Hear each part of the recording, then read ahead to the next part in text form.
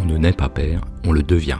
Être père signifie ne pas retenir l'enfant, ne pas l'emprisonner, le rendre capable de choix, de liberté, de départ. C'est pourquoi, à côté du nom de père, la tradition a qualifié Joseph de très chaste.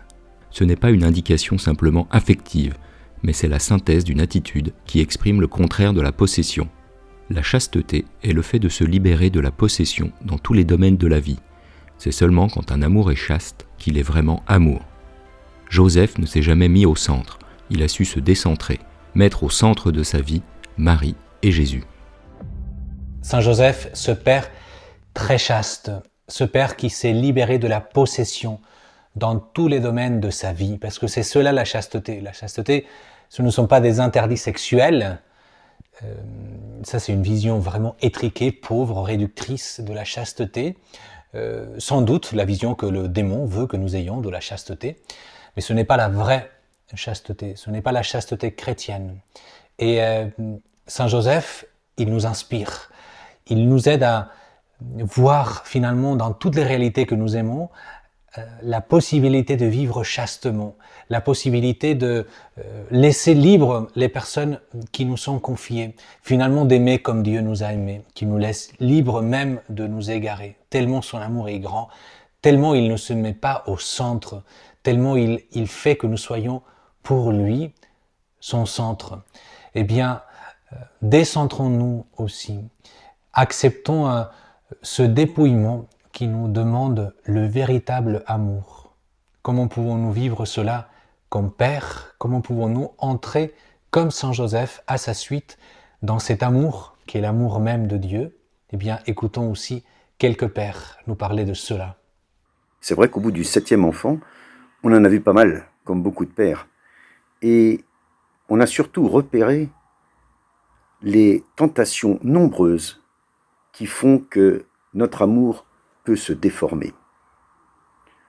Dans toutes ces expériences d'enfants turbulents, de jeunes en galère, de jeunes filles anorexiques, de jeunes professionnels qui prennent des voies qu'on ne comprend pas, il y a de vrais écueils. Notre amour peut vite déraper. Ça peut être un amour qui veut comparer, qui veut transposer, qui veut maîtriser, qui veut ressembler. Bref, beaucoup d'écueils dans lesquels notre amour paternel doit naviguer. Moins courant pour ce qui nous concerne, il nous a été donné de vivre une expérience douloureuse, mais qui m'a beaucoup appris sur le plan de l'amour chaste en y réfléchissant. Il nous a été confié l'existence d'un bébé pendant 6 semaines, de juillet 98 à août 98. Et puis il est mort. De quel amour paternel témoigner? Aimer pour ce qu'il a fait, mais il n'a rien fait du tout. Alors quoi? Eh bien voilà, je crois que fondamentalement, il faut l'aimer pour ce qu'il a été. Et dans ce cas, sa vie, ça a été un passage. Mais surtout, l'aimer pour ce qu'il restera, c'est-à-dire un mystère. Et donc, j'ai appris à l'aimer pour son mystère. Et j'ai réalisé que la durée de son existence, qui n'est pas la durée de sa vie, la durée de son existence de 6 semaines, 1 an, 5 ans, 10 ans, c'est en fait seulement la durée qu'il me faut pour appréhender son mystère. Je reconnais que dans les 6 semaines, ça a été violent. Mais finalement, ce qui est important, c'est de réaliser que l'enfant est mystère. Et que le mystère est entier. Voilà, je n'ai rien choisi du tout. Mais j'ai appris un petit peu de l'amour chaste. Et je cherche à l'appliquer pour mes enfants, ceux qui restent autour de moi. Les aimer, chacun, pour ce qu'il est, mais pour le mystère qu'il reste, pour le mystère qu'il me donne.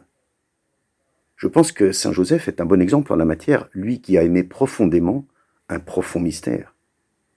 Et ce faisant, aimant son enfant pour le mystère qu'il représente, c'est un peu à l'amour de Dieu qu'on touche. Se décentrer, pour moi, c'est quitter sa zone de confort.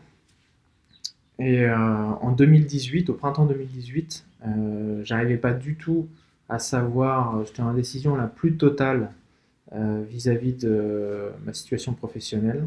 Il fallait que je change, je ne savais pas du tout où aller. J'ai écrit à Saint Joseph une lettre à Saint-Joseph, donc en l'occurrence c'était une adresse en Belgique, je crois qu'il y a plusieurs adresses, et dans cette lettre, je me suis engagé à faire quelque chose pour Saint-Joseph. Je suis tombé naturellement sur la marche Saint-Joseph, et donc depuis 2018, il ne m'a jamais quitté, et lui non plus m'a jamais quitté.